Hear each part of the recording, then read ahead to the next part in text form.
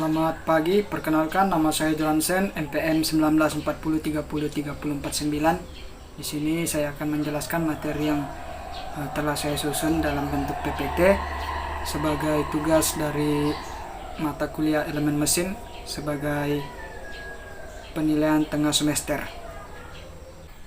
Ya, sekarang kita berada di materinya, di slide-nya. Kita lanjut. Materi pembelajaran, perhitungan ulang transmisi sabuk dan puli pada kinetic flywheel conversion atau KFC1 untuk memaksimalkan kerja alat di terminal BBM Surabaya Grup Pertamina Perak. Kebutuhan listrik untuk menyalakan lampu di area terminal BBM Surabaya Grup Pertamina Perak yaitu 6 lampu LED, masing-masing 60 watt dan menyala selama 10 jam per hari. Membutuhkan daya sebesar 3600 Wh. Maka dengan adanya hal ini, Pertamina mengupayakan untuk mengurangi sedikit beban listrik yang dibutuhkan dengan cara membuat alat kinetic flywheel conversion. Namun pada alat kinetic flywheel conversion 1 ditemukan sebuah masalah, yaitu air motor yang tidak dapat memutar puli dikarenakan pemilihan yang tidak sesuai dengan torsi yang dibutuhkan oleh puli untuk berputar. Maka dari itu diperlukan adanya perhitungan ulang dari kebutuhan daya lampu atau output yang dibutuhkan hingga ke puli yang dihubungkan langsung ke air motor sehingga dapat menentukan air motor yang cocok untuk memutar puli pada alat kinetic flywheel conversion 1. Latar belakangnya, kita ke landasan teori saja. Langsung flywheel atau roda gila yang biasa disebut itu roda gila. Seperti ada pada gambar bisa dilihat, itu adalah roda gila.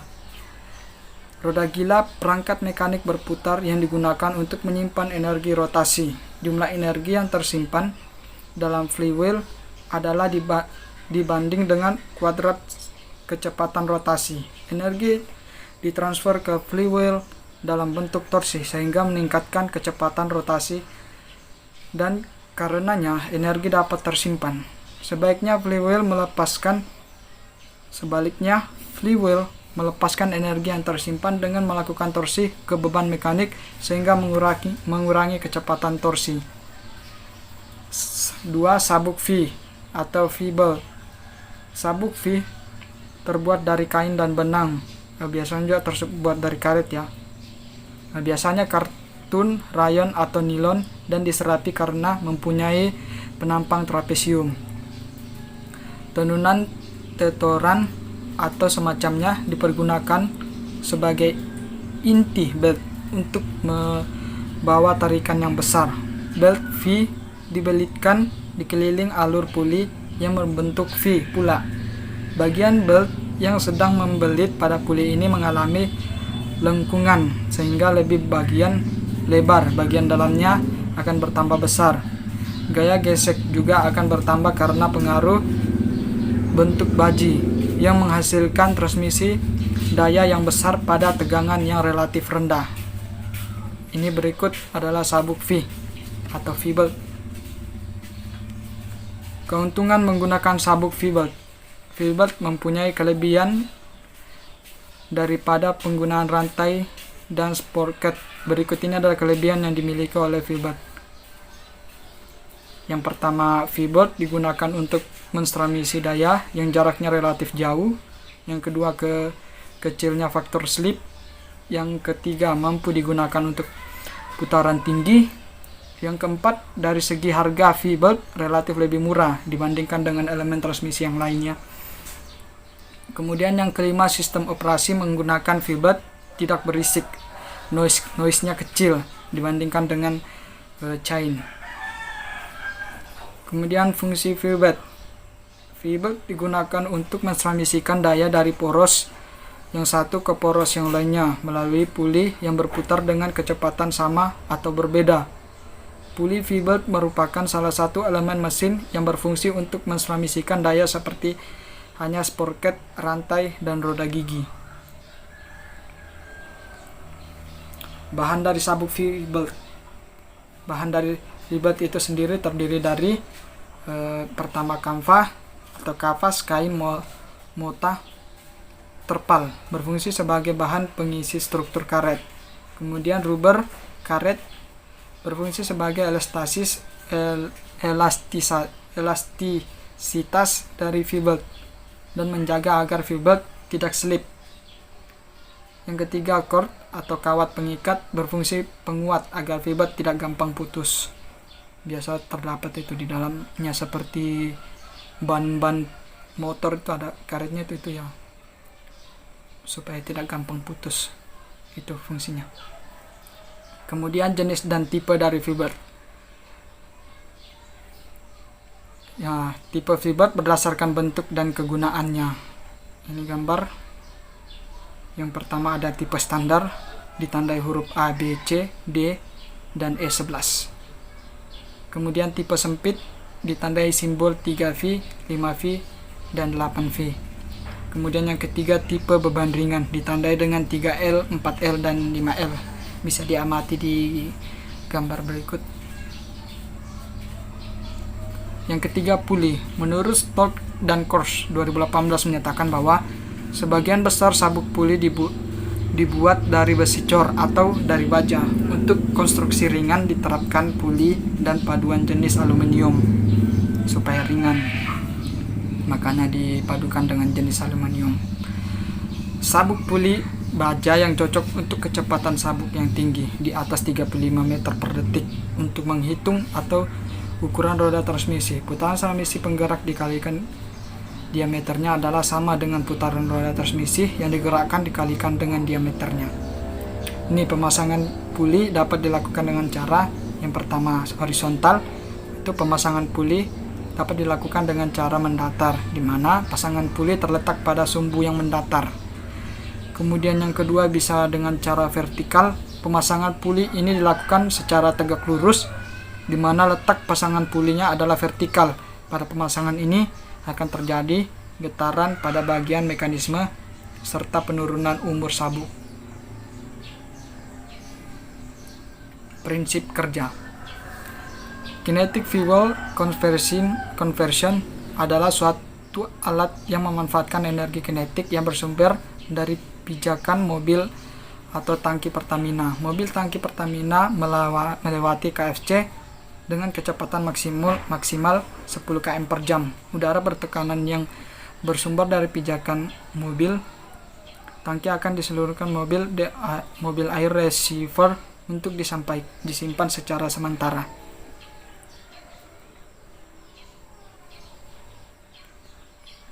Kita langsung aja ke perhitungannya, perhitungan fuel atau perhitungan roda gila. Jadi yang diketahui itu ini berikut adalah data spesifikasi komponen fuel pada alat KFC1 yang digunakan pada perhitungan. Yang pertama diketahui massa fuel yaitu 200 kg. Yang kedua diameter luar fuel 500 mm. Yang ketiga diameter dalam fuel 320 mm. Yang keempat ketebalan flywheel 152,2 mm. Yang kelima putaran yang dihasilkan 263,89 rpm. Putaran minimumnya 0 rpm. Kecepatan sudut fuel yang pertama itu kita cari kecepatan sudut flywheel. Mencari kecepatan sudut atau omega dapat menggunakan rumus berikut. Diketahui N flywheel sama dengan 263,89 rpm. Jadi tiap putaran yang dihasilkan sama dengan 263,89 rpm, maka omega 1 sama dengan 2Vn per 60S. Omega 1 sama dengan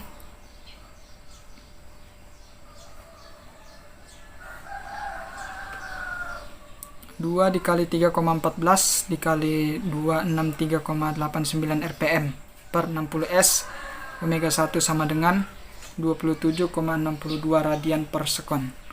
Diketahui N fuel minimum sama dengan 0 rpm, maka omega 0 sama dengan 2 Vn N per 60 sekon sama dengan 2 dikali 3,14 dikali 0 per 60 S sama dengan 0 radian per sekon.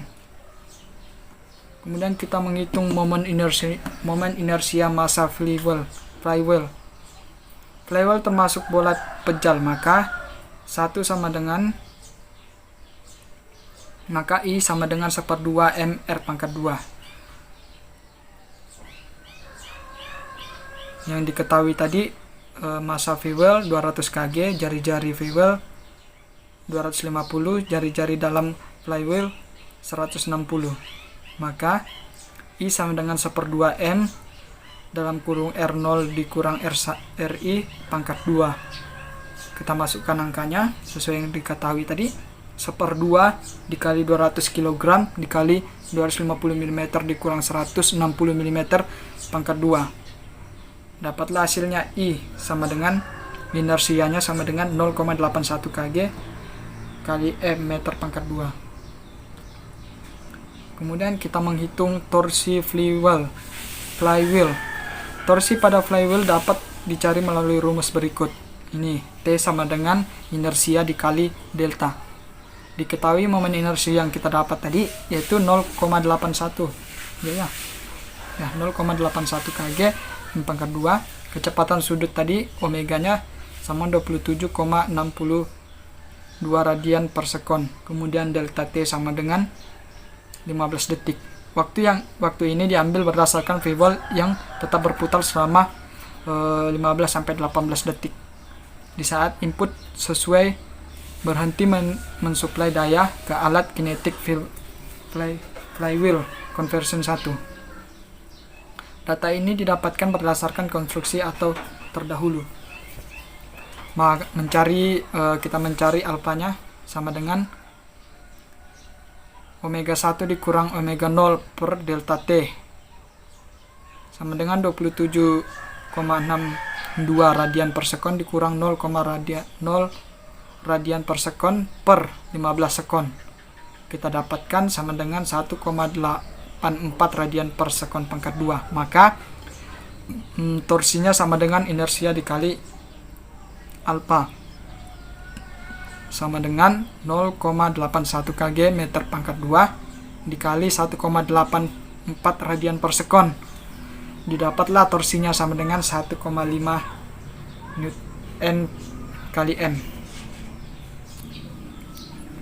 3. Perancangan transmisi dengan V-belt. Nah, di sini kita menghitung lagi transmisi dengan V-belt. Daya dan momen perencanaan. PD sama dengan FC kali P di titik 2.4, di mana PD sama dengan daya perencanaan KW, FC faktor koreksi, P daya motor yang dihasilkan atau KW diketahui P sama dengan 800 watt sama dengan 0,8 kW. FC sama dengan 1,6. Variasi beda sedang 3-5 jam per hari. Jadi PD sama dengan FC dikali P. PD sama dengan 1,6 dikali 2,97 kW. Maka jawabannya PD sama dengan 4,75 kW. Kemudian momen torsi T sama dengan 974.000 dikali PD per N. Diketahui PD-nya tadi 1,2 kW, N-nya sama dengan 1500 rpm, maka T sama dengan 974.000 PD per N.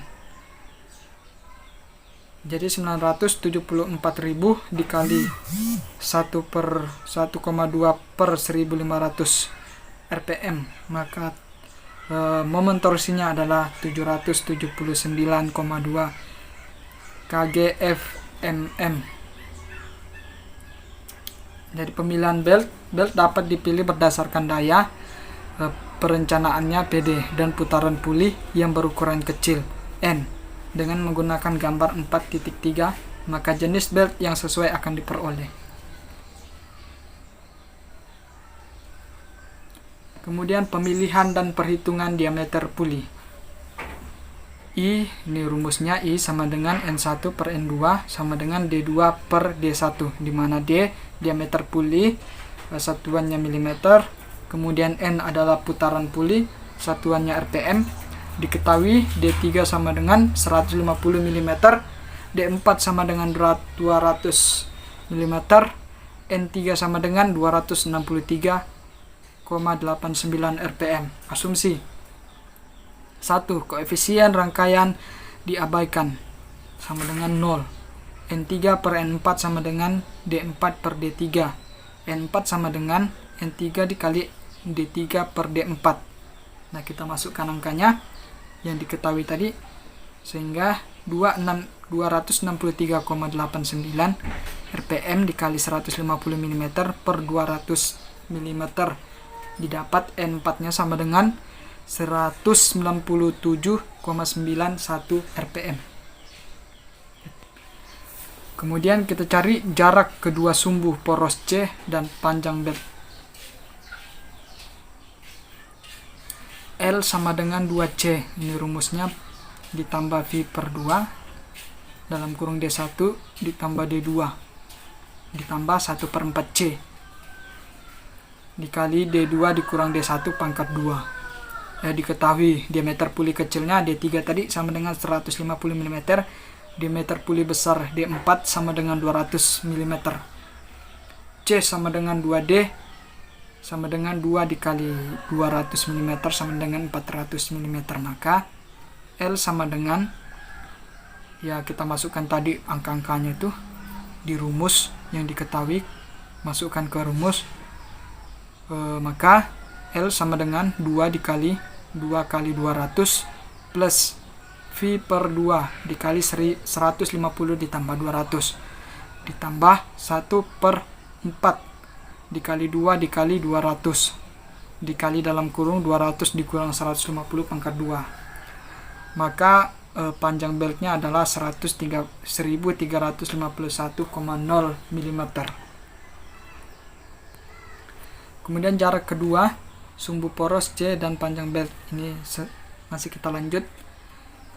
Lalu mencari nilai panjang belt L yang sesuai dengan dimensi velvet yang tertera tadi dalam 4.3 di bawah ini. Jadi jawabannya adalah 1400 mm.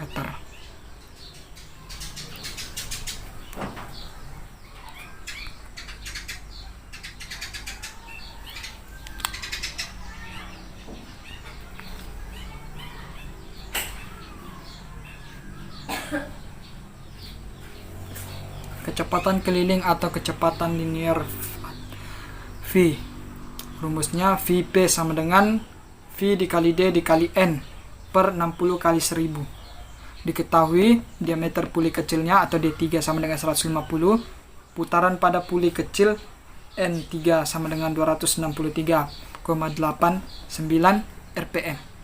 Maka dari rumus kita kasih masukkan angka yang diketahui sama dengan V dikali 150 mm dikali 263,89 rpm per 60 dikali 1000.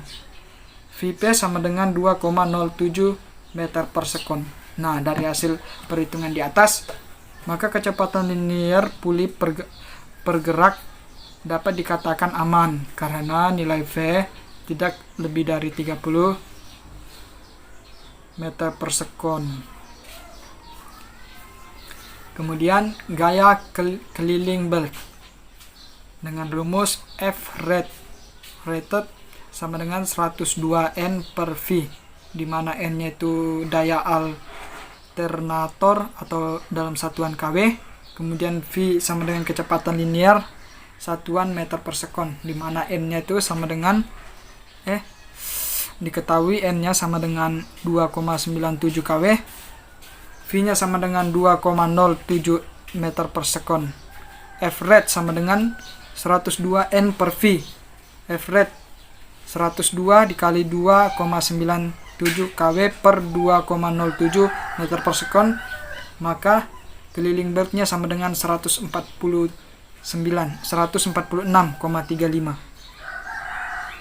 tegangan maksimum pada belt, tegangan maksimum pada belt nih ya, sama dengan ini rumusnya, dimana diketahui tegangan yang timbul pada belt, tegangan awal pada belt, berat jenis KGDM, G-nya percepatan gravitasi, EB modulus elastis, bahan belt Kg per cm pangkat 3, H-nya tebal belt mm, D min diameter puli kecil atau milimeter. Kemudian diketahui ini angkanya yang diketahui, maka kita masukkan ke dalam rumus. Tegangan maksimal sama dengan tegangan 0 ditambah F per 2A ditambah Y dikali F pangkat 2 per 10 G ditambah EB per H dikali H per D min. Jadi kita masukkan angkanya 12 ditambah 146,35 per 2 dikali 0,8 ditambah 0,75 dikali 2,07 pangkat 2 per 10 dikali 9,81 ditambah 300 dikali 0,8 per 15. Maka tegangan maksimalnya sama dengan 119,5 kg per cm pangkat 2. Jumlah putaran belt dengan rumus U sama dengan V per L diketahui. V-nya sama dengan 2,07 meter per sekon, L-nya sama dengan 1351,06 mm sama dengan 1,3535 meter. Maka dari rumus tinggal kita masukkan angka saja. Maka U sama dengan 2,07 meter per sekon per 1,35 meter. Maka jumlah putaran beltnya adalah 1,48 putaran per satuan panjang. Kita menghitung lagi umur beltnya dengan rumus H sama dengan N base per 3600 U dikali X, tegangan vertikun per tegangan max pangkat M diketahui tadi itu N base basis dari kemudian U 1,48, N nya 8, tegangan maxnya tegangan vertikui. Maka dari rumus itu kita masukkan saja angka-angka yang diketahui. H sama dengan 10 pangkat 7 per 3600 dikali 1,48 dikali 2 dikali 90 kgf di F kali C M pangkat 2 per 1119,5 kgf kali Cm pangkat 8. Jadi umurnya beltnya ini ya sama dengan 97,14 jam. Kemudian perhitungan torsi pada puli dengan rumus T1 per T2 sama dengan D2 per D1, dimana diketahui itu T1 torsi pada puli 1 N kali M, D1 diameter puli 1 mm, D2 diameter puli 2 mm. T1 per T2 sama dengan D2 per D1. Nah, di sini yang kita cari itu T2. Maka kita kali silang saja. Kita kali silang, kemudian kita masukkan angka yang di rumus, kita masukkan angka yang diketahui. T2 sama dengan 18,9 M dikali 95 mm per 540 mm. T2 sama dengan 5,54 N dikali M. Maka mencari torsi pada puli 3, T2 per T3 sama dengan D3 per D2. Di sini kita cari lagi yang puli 3-nya ya, T3. Kita kali silang, kita masukkan angkanya. T3 sama dengan 5,54 Newton kali meter dikali 540 mm per 150 mm. Maka puli 3-nya itu sama dengan 11,97 N kali M. Maka mencari torsi pada puli 4, yaitu torsi yang digunakan untuk menentukan air motor. T3 per T4 sama dengan D4 per D3. Kita cari T4-nya lagi. Kita kali silang saja, kemudian masukkan angkanya. T4 sama dengan 11,97 N kali M dikali 150 mm per 200 mm. Maka ini salah ya, bukan T3 nih, ini puli 4. T4 nya sama dengan 8,9 M dikali M. Mungkin itu saja dari saya, kurang dan lebihnya mohon dimaafkan. Sekian dari saya, terima kasih dan selamat pagi.